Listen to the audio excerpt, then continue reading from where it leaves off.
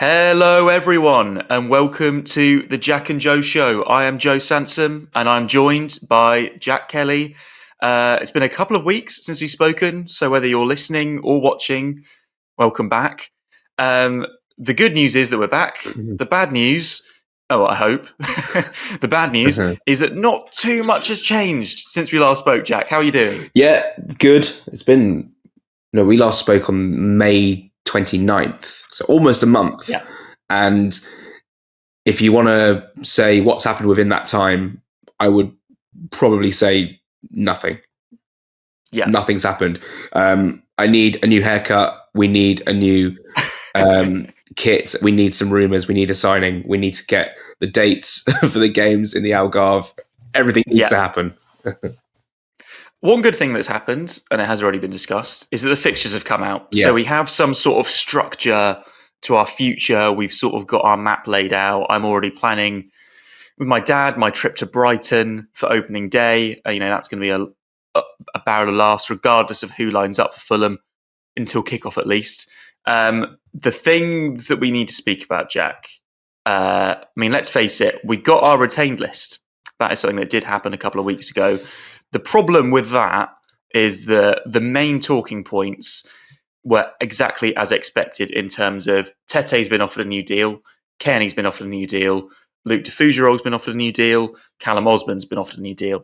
Now, every single one of those players at the moment, their future's slightly up in the air from a differing sort of level.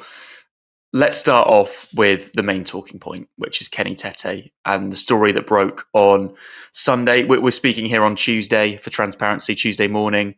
Kenny Tete looks like he's going to be going to Everton on a 3-year deal. That was broken by Fabrizio Romano, but has been basically followed up by all the key Everton journalists, whether it be for The Athletic, whether it be Paul Joyce, who obviously covers a lot of Merseyside football reporting.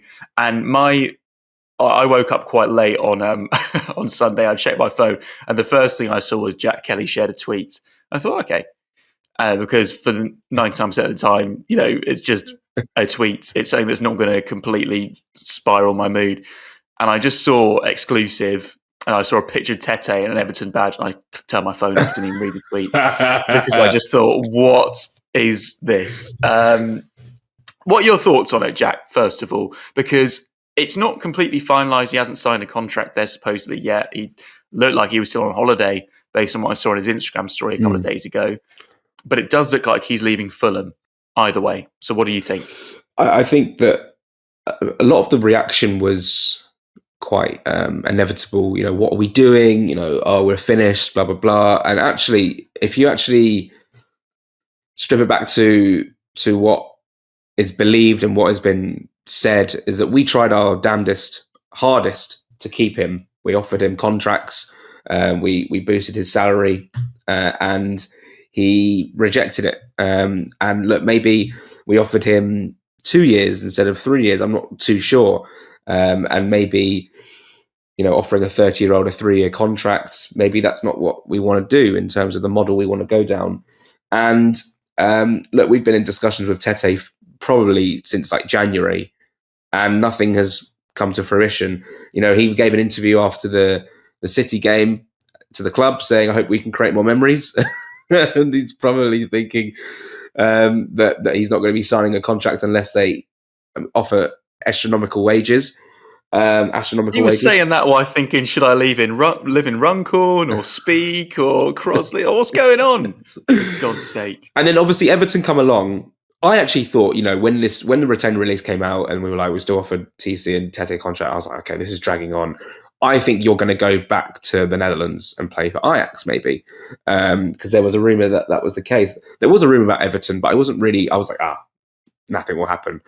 And suddenly, look, I can actually sort of understand the Everton one. I think it might be, again, a contract that was probably more favourable to him. It was 2 years plus maybe an option. I think it hasn't been fully announced yet, but from what I understand, it's 2 years plus an option for Kenny Tete for Everton.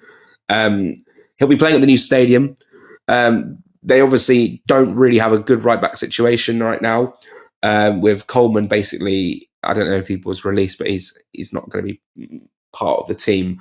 And then you've got Patterson, who's been injured for a lot of the time as well.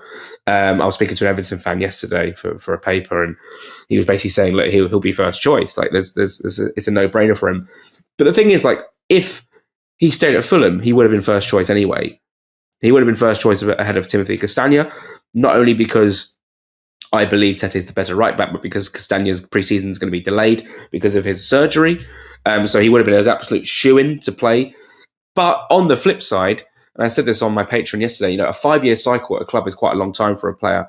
And he's experienced it all. He's gone down, he's gone up, and he's sort of been with us as we've consolidated in the Premier League, been in cup semi-finals, cup quarter-finals. And maybe it's just his time where his contract ran down and thought, I want a new adventure. Going from a mid-table Premier League team to another mid-table Premier League team on a free is quite, I wouldn't say strange, but it's interesting. I think fans are upset because they think, the location we're in, London, the wages we can offer him, why would he turn that down to go to another Premier League team? But, that new stadium is a bit of a pull. David Moyes, bit of a pull. I mean, David Moyes has been around the block long enough to know what a good player is. And I'll tell you what, Tete is a great player. It's a shame for Fulham because now we are going to have to replace him either by looking at someone like Carl Walker-Peters on a free, which would make sense. You leave a player leaves on a free, and you get in a player on a free. But if we're really looking at Raul Bellanova, which I believe we are quite seriously, obviously that's going to cost a ton of money. However, he's younger, and if we want to go for taking down the average age of the squad, it's a good direction to go in. As long as we're comfortable, as long as, because fans will say, but we've just let one go for free and we're spending X amount on this right back. Well, it's not your money, first of all. However,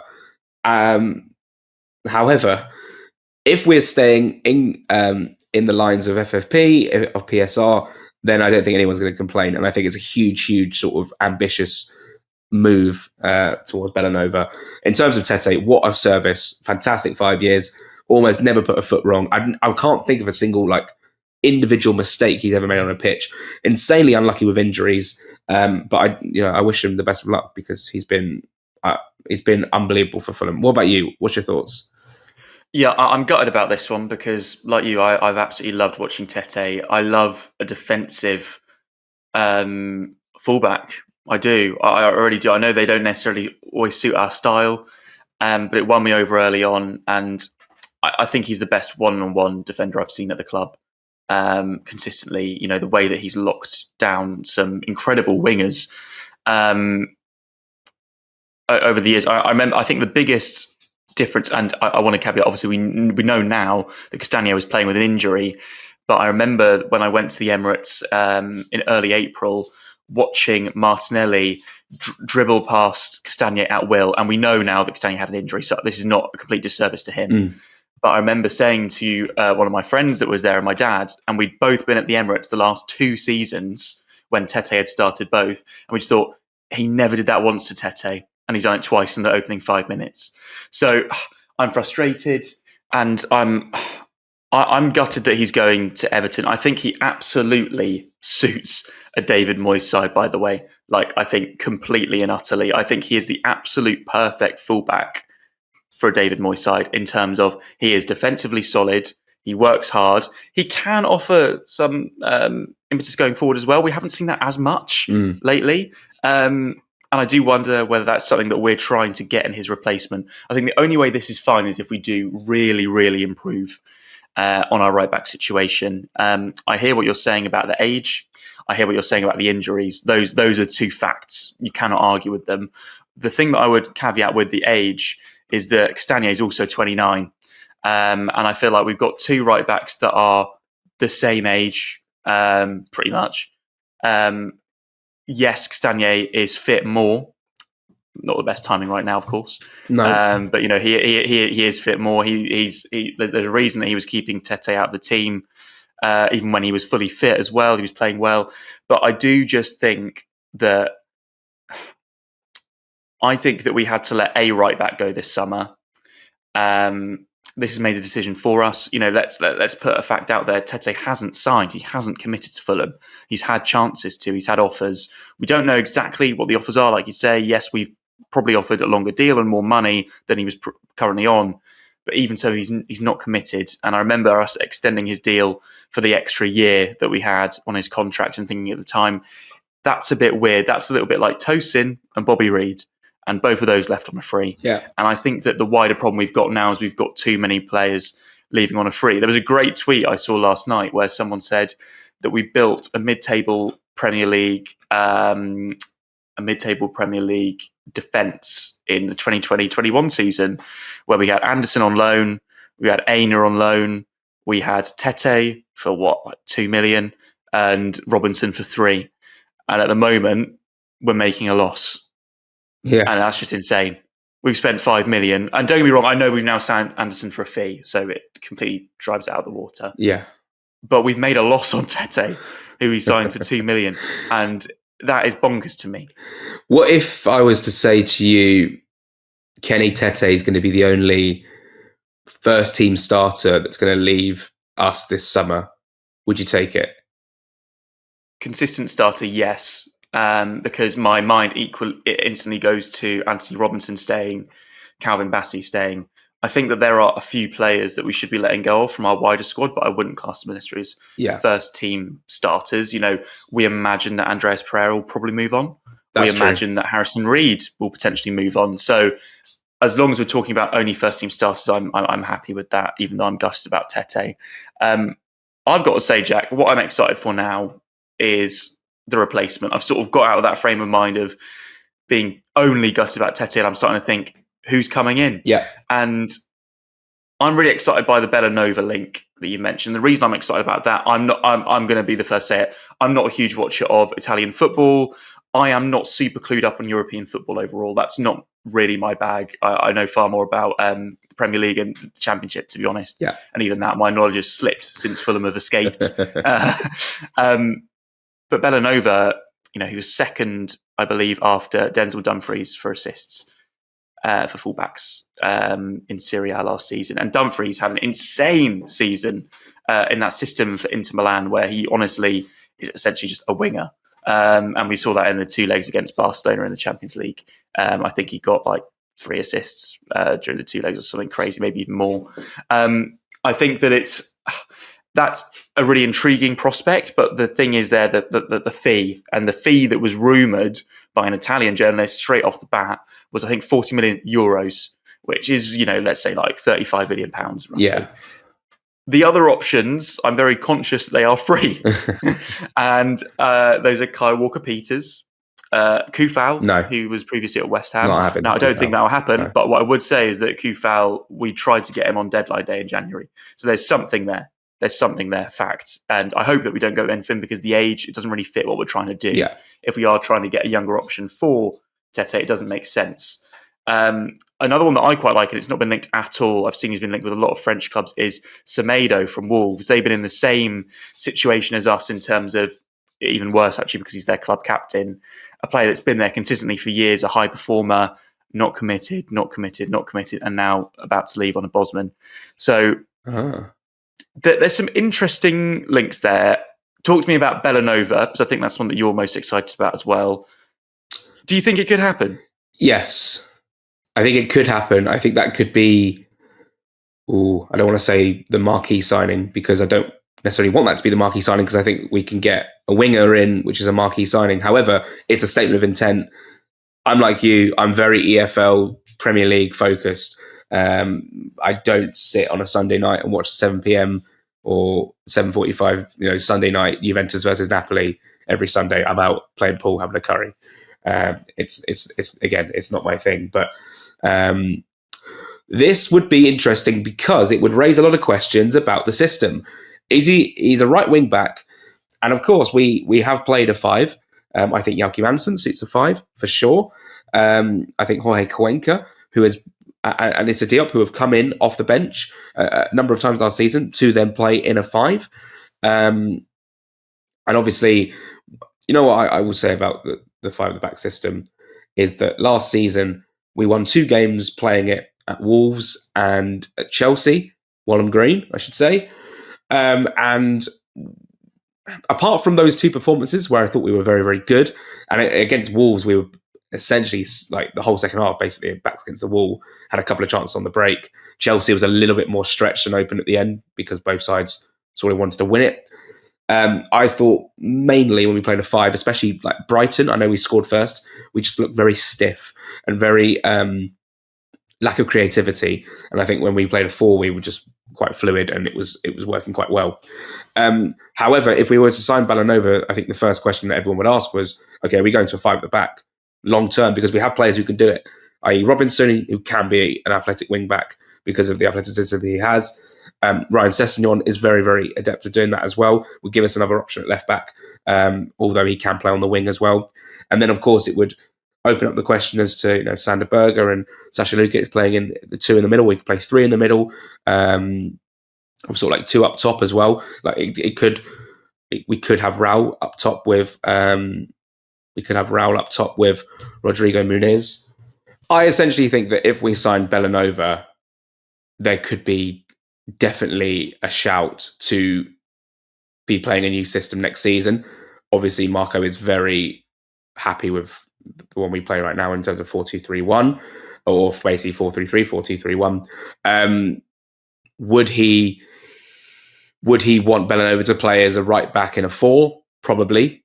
It's probably going to be part of the conversation. But then again, we can play that 5 at the back and to have a more natural right wing back and maybe left wing back on the other side in Cess or Robinson, because there will be times when we play midweek and there's going to be 3 games a week and Christmas period and all that stuff. It's going to be busy. So having 2 systems and a player that is better equipped to the other system as well will be beneficial going down the line. And another player, of course, who can play in multiple positions that we've been linked with only last night, Alexander Zinchenko. Now, who does he play for? I don't know the name, Jack. I don't know. London Reds. Reds. I mean, the thing is, there was the Iwobi clip that sort of done the rounds earlier in the week when he was basically asked a closed question in terms of, they said, do you think you'll sign any more Arsenal players? And he gave an answer that basically just described the point of the question, which was like, oh, we do like players from Arsenal, so yeah we might do. Now, I think a lot of people have then put that back, seeing the Zinchenko link. I thought it meant Reece Nelson, if anything. I thought it was just a joke. I just thought it was a joke. Yeah, I mean, it's a joke, but like if it meant anything, I thought, well, maybe he just thinks that Reece Nelson might come back. Zinchenko's a really, really interesting one because obviously he played at left back for Arsenal when he signed there from Man City and then sort of went inverted. That was sort of the beginning of their first season under Tete when, let's face it, at the start they were playing magnificent football. They were doing really well. But ultimately, he's fallen out of the team. He's fallen out of favour. He's got 1 year left on his deal. He's clearly open for a move and sort of has to be. Would he want to stay in London? That's sort of how we got Leno and how we've got other players. I think he raises the technical floor of our team. I think he's very good on the ball. And I think where I'd like to see him, if he did sign, is in that midfield position. I put a tweet out where it's just like on the left-hand side, linking up with Robinson, linking up with Reece Nelson. Sure. I didn't even dare mention Smith Rowe, but he'd be there as well, drifting over to the left as he was when Nelson was fully fit earlier in the season. With Muniz in the middle and hopefully a high-profile winger bought on the other side. That's exciting. I think that Zinchenko could give us a bit extra in midfield. I also like the fact that he can cover left back, he can cover other positions. It is that versatility that I really like. One thing with Zinchenko is I've always thought he seemed a little bit weak defensively when I've seen him. Now, it is worth saying that the standards that I'm seeing him at the expectations are slightly different to what is right now at Fulham in terms of at Man City fighting for titles and at Arsenal fighting for titles. But I think back to the game where Arsenal threw away a 2-goal lead at Anfield and he was beaten quite easily. Down the line, cross came in and it was 2-2. I think it was Firmino's goal. I can't remember who took it past him, potentially Salah, which isn't a disgrace. But all I would say is that I wouldn't like him as a replacement for Robinson, and I don't think that we'll be losing Robinson as a left back. No. So I think that's where some people's minds go when they see this link. I think he's coming in, if he is, to be a midfield option. I 100% agree, because it wouldn't really make sense with Robinson as obviously first choice. He won't want to be sold that, oh, you're going to be competing with Robinson. And he's gone, well, hold on, I was at a top 6 team, now looking for first team football, and now you're telling me I'm second choice to Robinson. It's definitely going to be a midfield option. He does want to stay in London, so it would make sense. He obviously knows a few players that are at Fulham. I think Silva's a fan of him.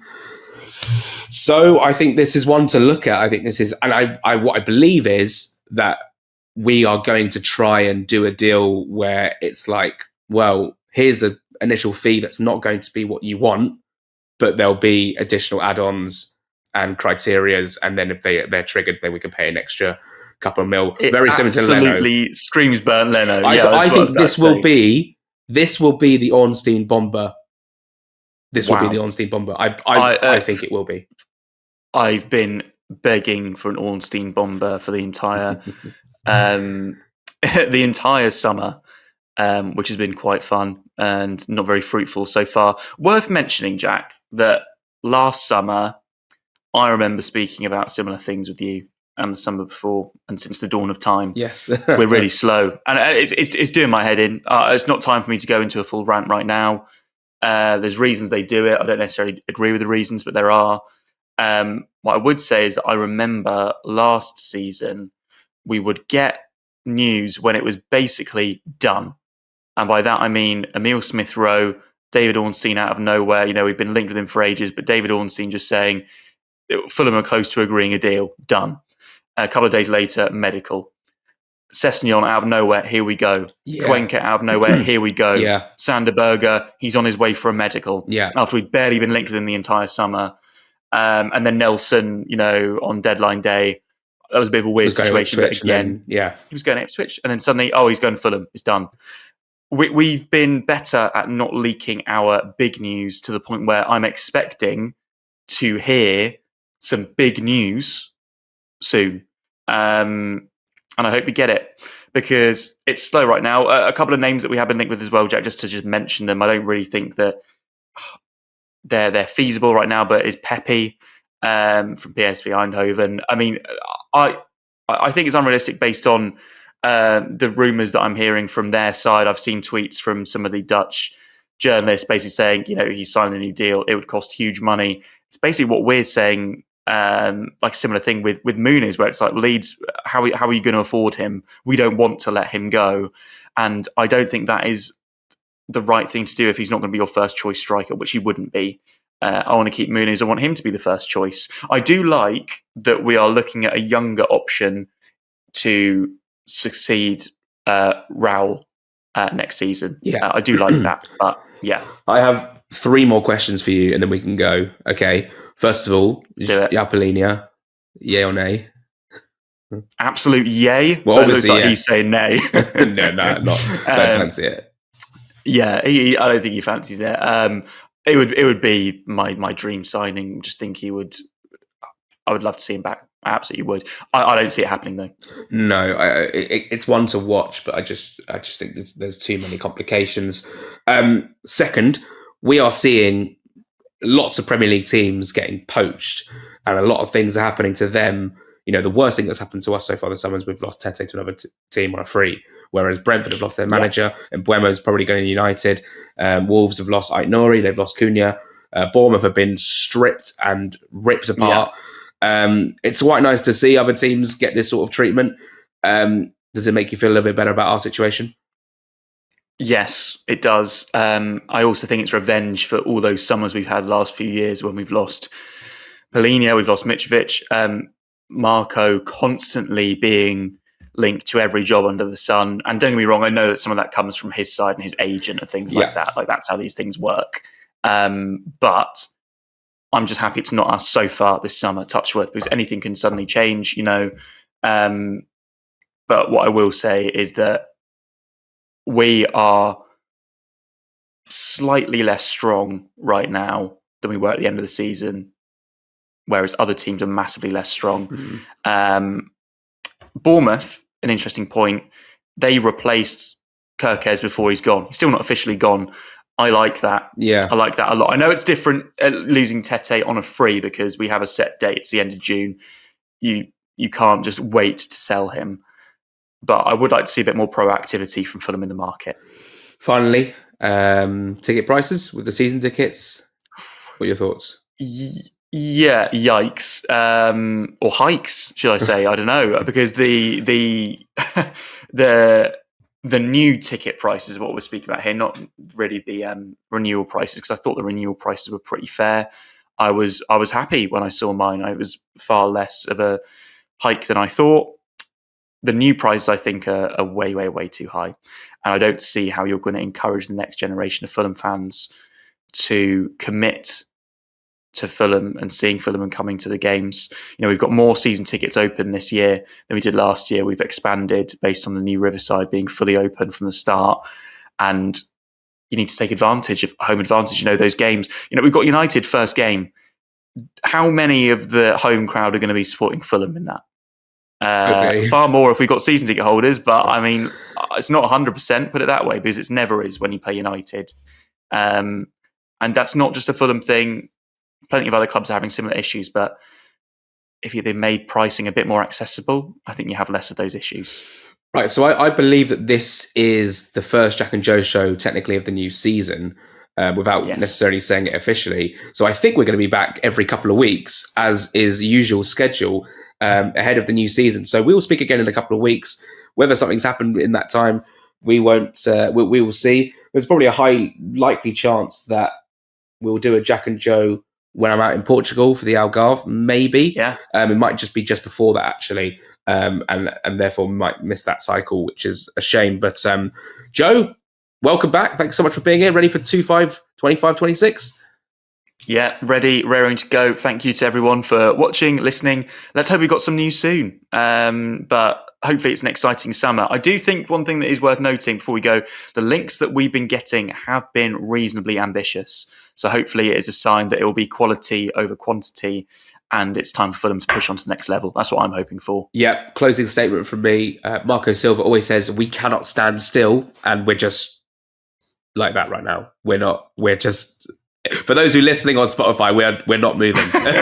Me and Joe are like statues. Yeah, that might have been lost on the audio audience.